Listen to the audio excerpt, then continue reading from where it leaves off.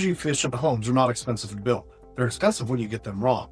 And that's what most people do. They chase fancy windows and solar panels. They ignore one simple step that actually makes the biggest difference in comfort and energy bills. I'm Jason with Homestead Home Builders here in Northern Colorado. I've been building custom homes for a long time now, and I can tell you, the families who love their homes the most didn't just add insulation. They followed a very specific sequence. Let me walk you through it. Right, so here's what we're going to do in this video. First, I'm going to show you the 3 big myths about energy efficient homes that cost people money here in Northern Colorado. Then I'll walk you through the actual framework we use when we design and build efficient homes in plain English, so you don't have to be an engineer to understand it. And finally, I'll explain what's realistic for our climate and our codes, what's worth paying for, and what usually isn't, so you can go into your custom home build with clear expectations. By the end of this video, you will know enough to avoid expensive mistakes I see over and over again. Let's start with the myths. Now here's the thing. Almost every homeowner I meet who cares about energy efficiency walks into our first meeting with the same 3 ideas in their head. And if we don't clear those up early, they end up designing the wrong house for their budget for Northern Colorado. Let's walk through them. Myth number 1, energy efficiency just means more insulation and better windows. This is the big one. Most people think we can just spec spray foam everywhere and triple pane windows and we're set. And I get it. That's what the advertising tells you. But here's what most folks don't realize. If the house design is leaky, if the framing is full of thermal bridges, if the mechanical system is oversized and poorly designed, you can throw a lot of money at insulation and windows and still end up with cold spots, hot upstairs, and higher bills than you'd expect. I tell people this all the time. An energy efficient home is a system, not a shopping list. We start with how the house is oriented on the site, how simple or complex the shape is. Then we talk about building shell, then mechanicals, then gadgets. If you flip that order, you pay more and get less. We're going to come back to that system idea when I show you our framework in a minute. Myth number 2, solar panels are the first step. Solar is great. We do homes with solar. I'm not against it at all. But if the house itself is wasteful, the solar is just band-aiding a bad design. Think of it like a leaky bucket. Most people want to stick a bigger hose in the bucket, which is soap. We'd rather fix the leaks first. Here in Northern Colorado, with our cold winters, hot summers, and plenty of sun, the order matters. If we tighten up the shell, size the mechanicals correctly, and use smart glazing first, then when we add solar, you'll need less of it and it pays back faster. So solar is not step 1, it's step 4 or 5. Myth number 3, energy efficient homes feel complicated or uncomfortable. I hear this a lot. People worry that high efficiency homes mean they can't open windows or the house will feel stuffy, or they have to constantly fiddle with the smart thermostats and apps. Done right, it's actually the opposite. A good efficient home feels quiet. The rooms are the same temperature, you're not getting blasted by cold air when you walk by a window in January, and your mechanical systems just kind of disappear to the background. If it feels complicated or uncomfortable, that's a design problem, not an efficiency problem. Now we've cleared those up, let me show you how we actually think about this when we're designing a custom home. Because once you see the order we follow, this all starts to feel a lot simpler. So let's talk about how we actually build an energy efficient home here in Northern Colorado. When we sit down with a new client, we're not starting with what R value do you want or do you want a heat pump?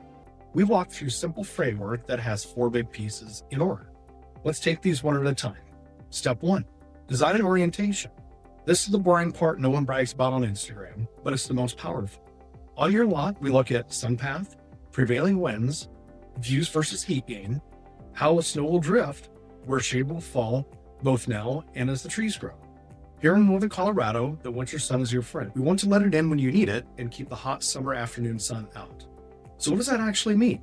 It might mean slightly more glass on the south side with overhang size to block summer sun, but let the winter sun in. Being careful with big west-facing glass, or at least using the right glass there. Organizing the floor plans so your main living areas get the best natural light and warmth. If we get this wrong at the plan stage, there's no equipment or insulation that will totally fix it later without spending a lot of money. So that's always our first conversation. Step 2, the shell, insulation, windows, and airtightness. Once we're happy with the design and orientation, then we talk about the shell. The shell is just the lid and walls of your cooler. I like to use this analogy. If you buy a cheap cooler and fill it with expensive ice, it still melts fast. If you buy a well-built cooler, you won't need as much ice. Your house works the same way. Here's what we focus on in our climate. A well-insulated roof and attic assembly. Walls are not just thick, but detailed correctly. Good windows in the right places, installed properly. And a big one, air tightness. Most energy loss is not from heat leaking straight through the insulation. It's from air sneaking out around it, gaps, cracks, and little holes. We spend a lot of time on air sealing details. It's not glamorous, but it's where a lot of the comfort and performance come from. Now, do you need spray foam everywhere? Not necessarily. Sometimes well-detailed, dense pack or fiberglass system with good exterior sheathing and air sealing performs just as well for less money. That's kind of what we walk you through in the design based on your goals and budget. Step 3, mechanical systems. Heating, cooling, and fresh air. Once the shell is designed, now we know how big the load is. That's when we size the mechanical systems. This is where a lot of homes around here go wrong. They get a big one-size-fits-all furniture AC slapped in, oversized by habit, and no one ever actually calculates what the house needs. Oversized equipment short cycles. You get hot and cold swings one noisy, and it doesn't dehumidify as well. In an efficient home, we can usually step down to a smaller, right-sized systems.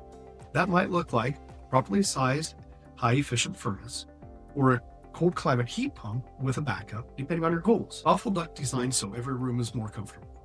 Even in tighter homes, a fresh air system like an HRV or ERV, so you're always getting filtered outside air without throwing away your heat. You shouldn't have to think about any of that day to day.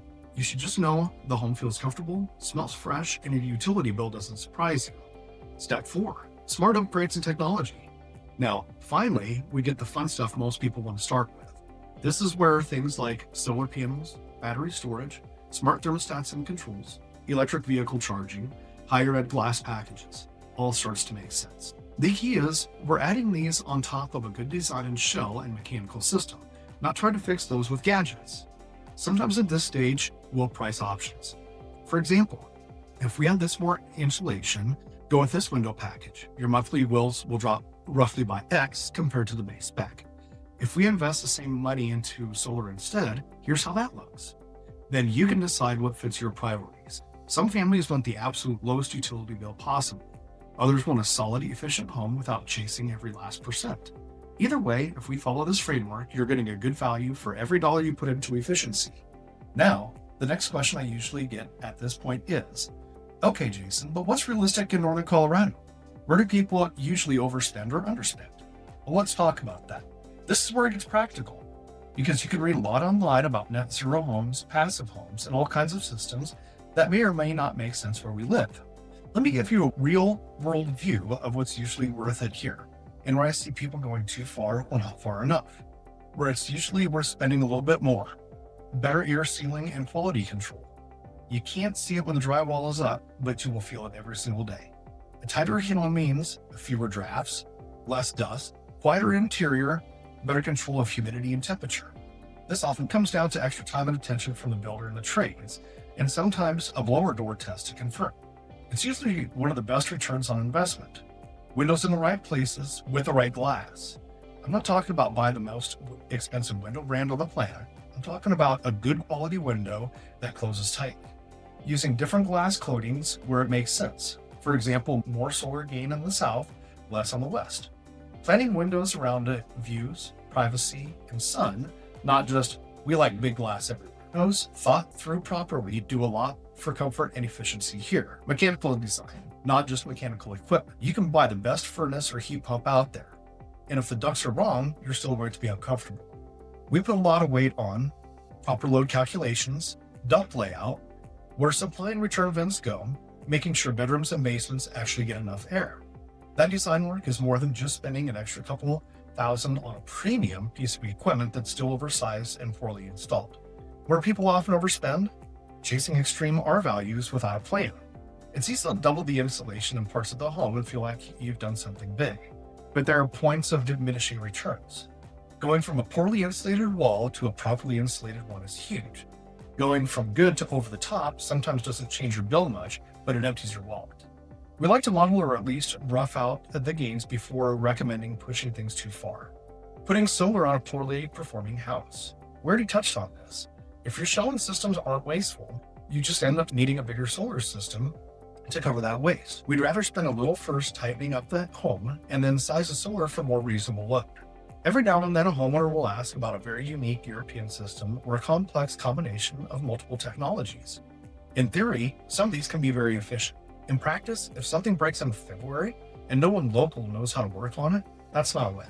We try to stick with systems that are efficient, right-sized, and supported by good trades and manufacturers in your area.